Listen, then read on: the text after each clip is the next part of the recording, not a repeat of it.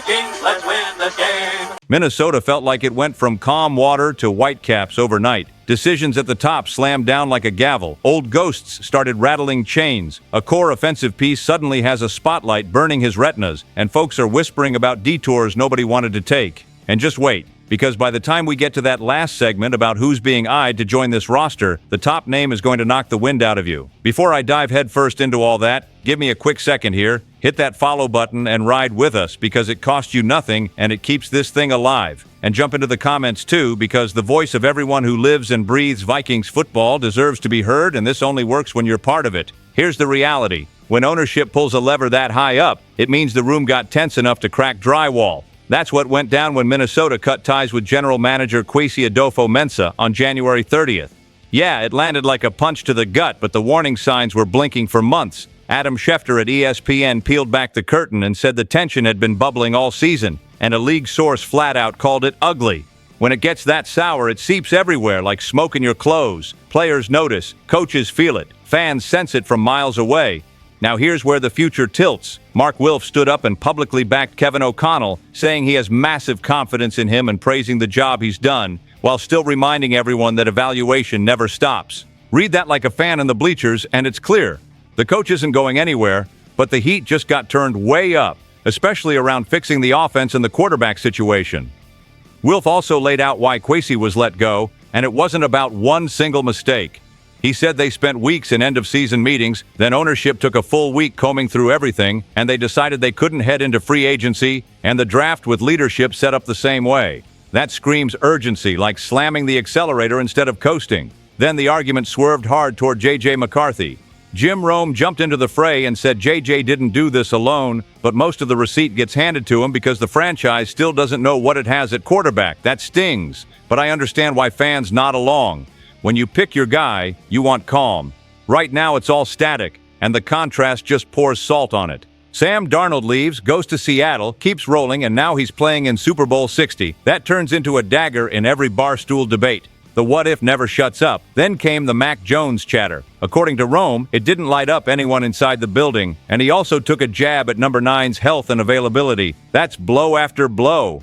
Now, I don't swallow everything a shouty host throws out there, but you also can't pretend 2025 was fine. JJ's line was rough, a 72.6 passer rating, 10 games, 11 touchdowns, 12 interceptions, on a roster that needed to move forward that feels like sand slipping through an hourglass. From the perspective of someone who tracks every breath this team takes, this firing isn't just about the GM. It's leadership grabbing the wheel again, telling the coach it's on you now, and letting the quarterback feel pressure with no cushion. Sound off below. Does this prop O'Connell up, or does it dump even more weight on his shoulders? Stick with me because the next chapter shows this didn't start last week. Every once in a while, a collapse looks sudden until you realize the beams were groaning all year. That's how this Kwesi Adolfo-Mensah move reads.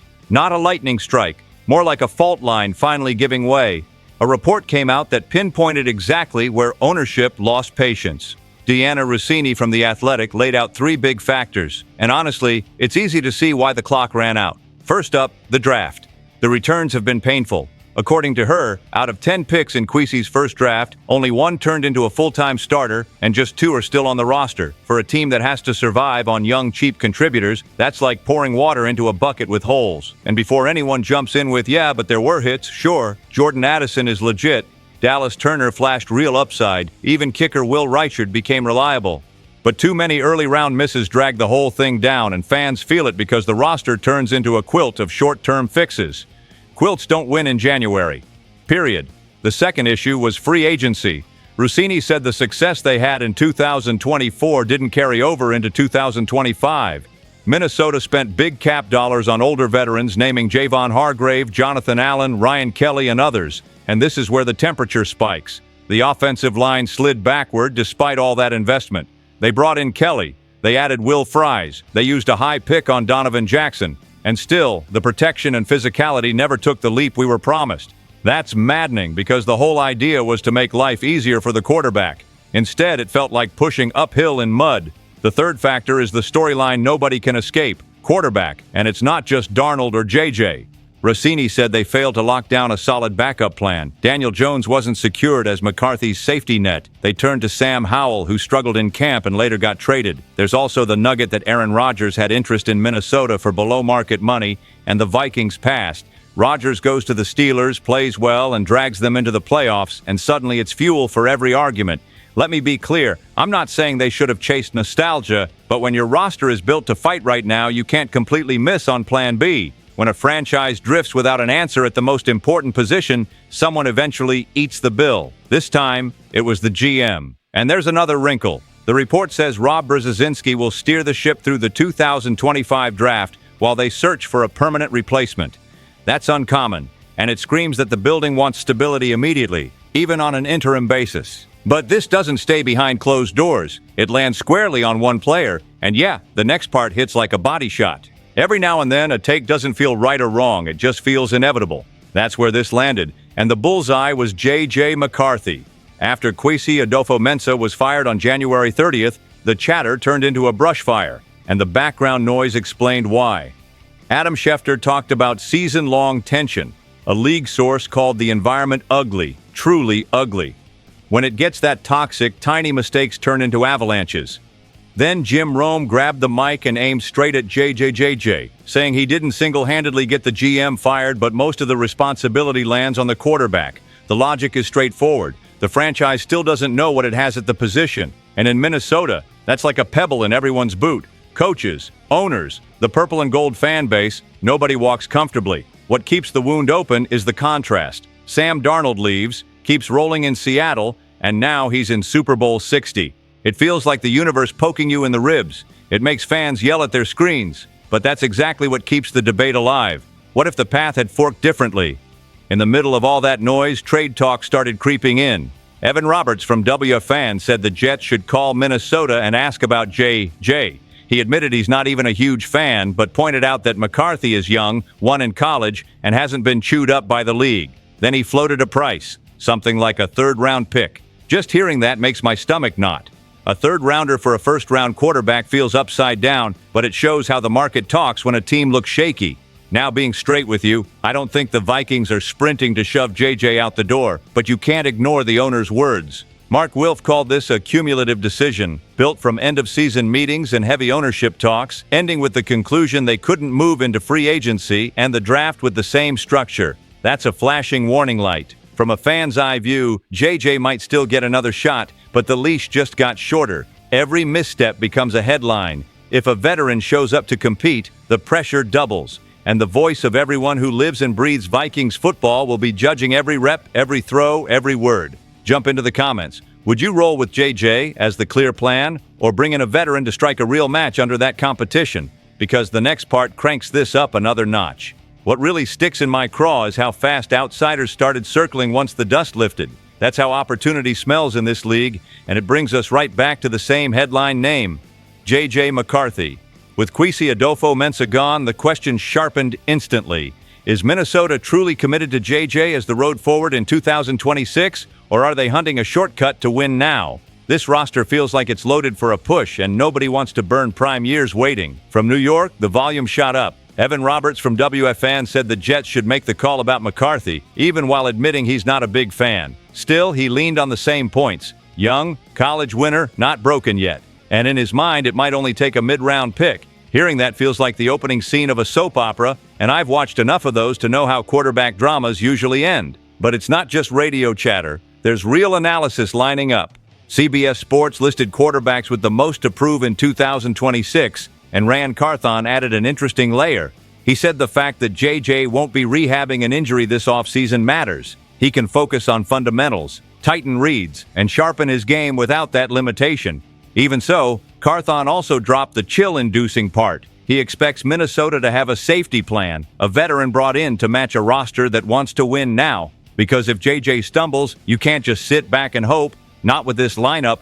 Then another familiar voice weighed in. Kyle Rudolph said on Up and Adams that Minnesota needs to bring in a veteran quarterback to compete with McCarthy, calling last year's approach a mistake and comparing it to handing over the keys without an experienced co-pilot.